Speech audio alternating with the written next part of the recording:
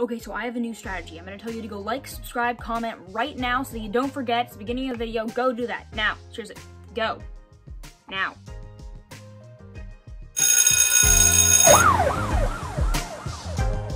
Controversy roams the streets today, as even 2 weeks after its release, the show that I'll be examining today is still stirring up the sitcom situation. Just kidding. It's not a sitcom. I just wanted an alliteration. But the dramedy that I will be examining today, Teenage Bounty Hunters. Now, there's a lot of question as to whether this show is just garbage or not, and I do have my own views on that. Before I throw my opinion into the ring, I decided to venture out into the big wide world to get some outside opinions on the show's quality. Yes, sir, can you give me your expert opinion, since you look knowledgeable, on the new hit show Teenage Bounty Hunters? Oh, the Teenage Bounty Hunters, it is how you say garbage. Yes, how about you, sir? What's your opinion on the new TV show, Teenage Bounty Hunters? Hey, you look familiar. Did I hit on you in a bar once? You're very knowledgeable on TV shows in general, specifically Netflix. Can you give me your opinion?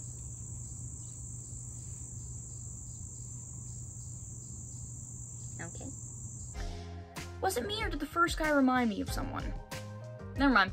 Anyway, now that you've heard the amateur's opinions, garbage, silence, and silence, it's time to hear it from the expert herself. Is this show the good, the bad, or the ugly? To summarize this show, rich, Catholic, and bonded twins Sterling and Blair lead a normal life of boys, shooting rifles with daddy, and Jesus school. I don't know anything about school, but I do think there should be a school, probably Jesus school. Anywho, so all that changes when suddenly the two girls get enlisted as bounty hunters. God knows why. Okay, so the entertainment factor. Number one, the plot and the script.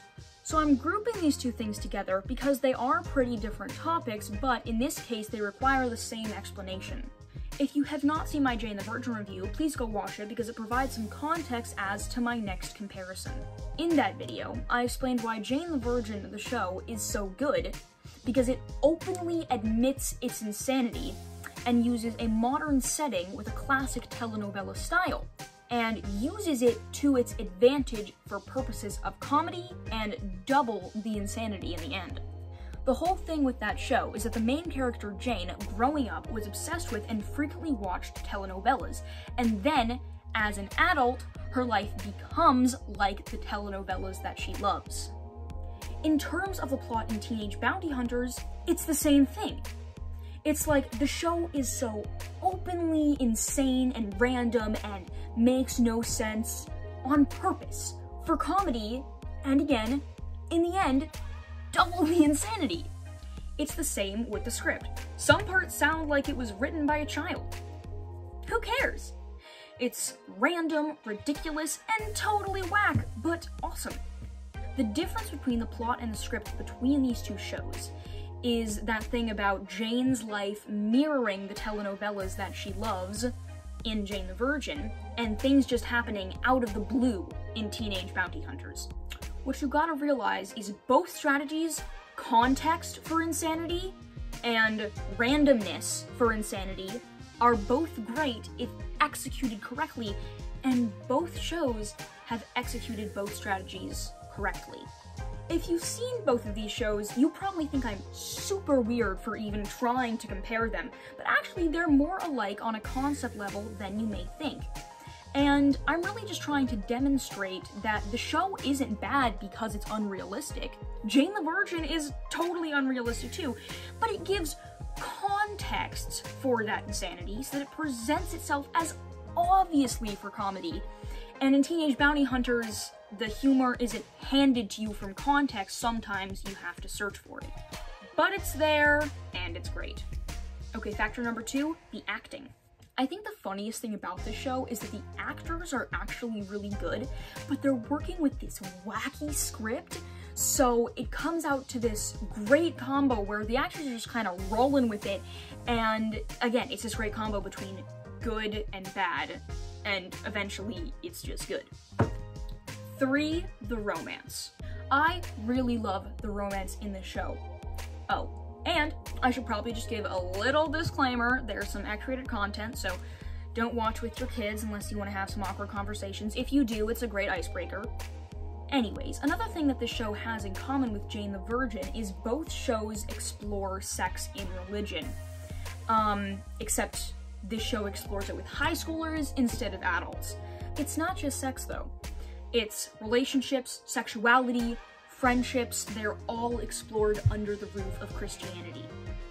Some moments are serious and are presented really well, others are just hilarious, both are equaling good, and the show makes it work. But back to the romance itself, what I love about it in the show is that it's not insane or totally unrealistic, but actually pretty unpredictable after a while. At least as unpredictable as real life gets, while also making it interesting and lovable for TV. So, it's not just so-so, it's so entertaining. Meaning that the factor of entertainment is gonna come out to a rating of 4.8 out of 5 stars.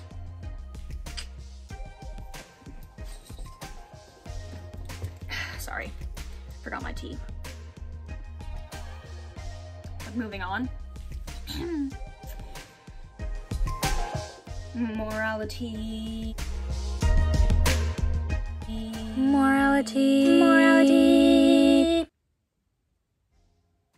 Is this show ethical?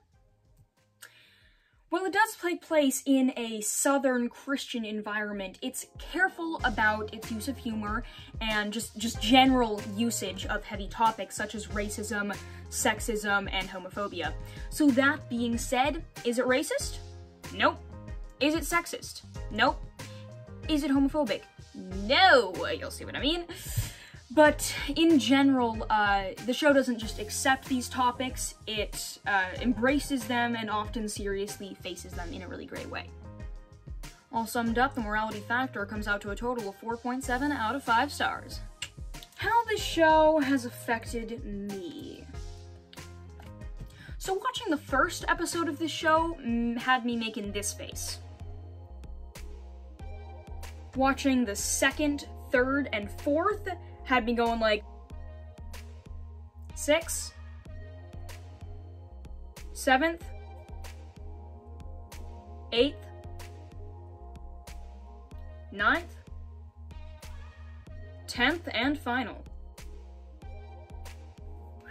Talk about a roller coaster. So entertaining, ethical, and clearly crazy. What does that spell? 4.7 out of 5 stars. I recommend this show to fans of dramedies, you know, drama, comedy, fans of randomness, fans of action, fans of drama, fans of romance, fans of Jane the Virgin. Except this one's not so virginal, so watch out. Okay, so finishing up here, go watch this show. It's on Netflix, total of 1 season, 10 episodes, 40 minutes per.